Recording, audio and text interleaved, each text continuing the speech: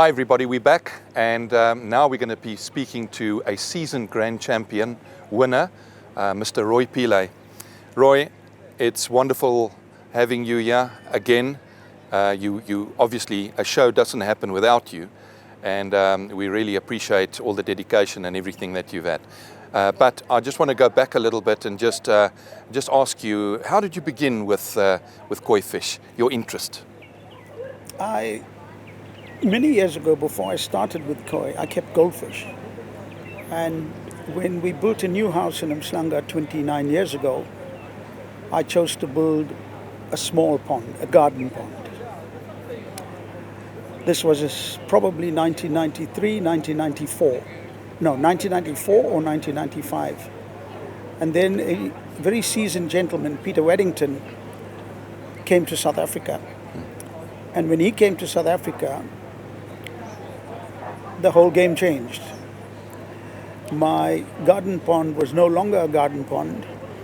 I flew over to Manchester in the year 1999. Peter came in 1997. I went over to Manchester, sat in his lounge, and we designed the pond together. So the pond was designed by Peter Warrington and myself from infiltration. And from then on, it has just been, I've been addicted to the hobby. And it has just been amazing. I won the first Grand Champion in the 2000 show. Okay. And ever since, we've won 17 Grand Champions between our local show and the national show. 17. 17. That says a lot. It's a lot of hard work. It's a lot of dedication. I spend a lot of time with the koi. I have very good filtration system, which consists of originally Peter Waddington's vortexes with Japanese matting. However, things have evolved. Yes. I'm now using a drum. I still have two of the vortexes. I'm using a huge backy shower. I'm using filters that have come from Wales called the BioCubes. Okay. And also one from a local manufacturer, Willy de Kock. Right. Okay. That's a filtration system. Now, in order to keep the koi in such a good nick, I just don't feed. I feed one of the top foods, which is sake ikari. However, added to my sake ikari is olive oil, propolis, macadamia nut butter, marmite, and many other ingredients is put into the food before it's fed to the koi. And I think that's one of the reasons for the longevity of koi. Can I ask you, at this point in time, there is a whisper about something about honey. Yes, honey, I use raw honey. Right. Not the normal processed honey, but the honey that I use is raw honey, which makes a big difference for the koi as well. For the probiotics. Yes, I use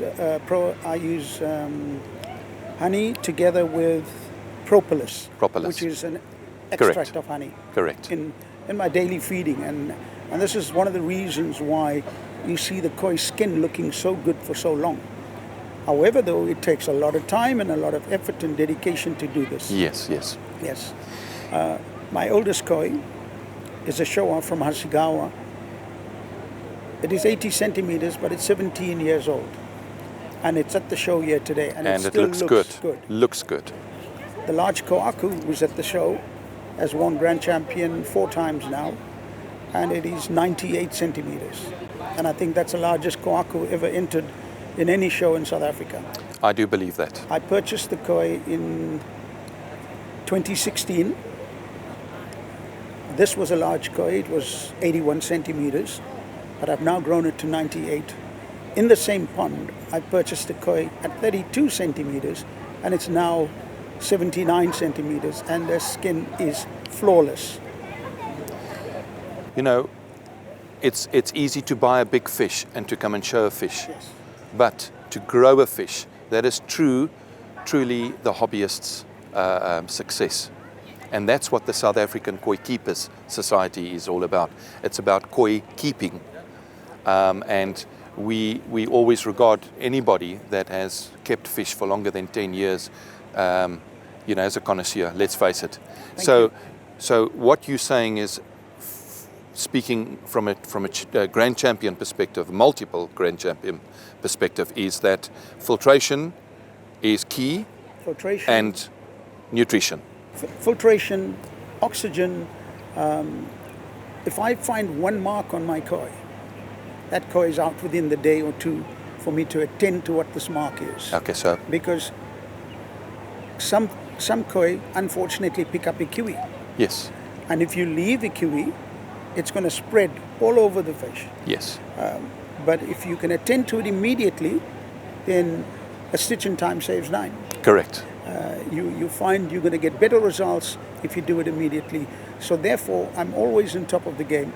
And if people want to get into the hobby and they want to get good results, they need to be involved with the hobby.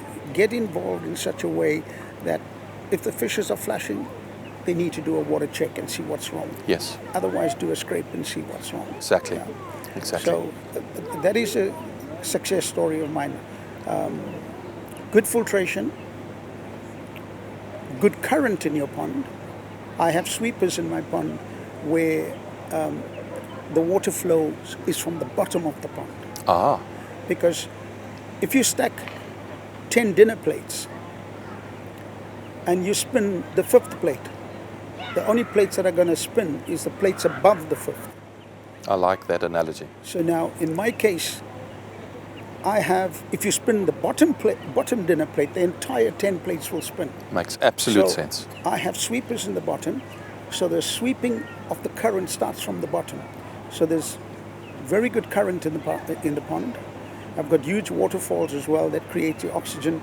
One of the waterfalls, probably 80,000 liters per hour, comes over the waterfall on just one of the waterfalls. Wow.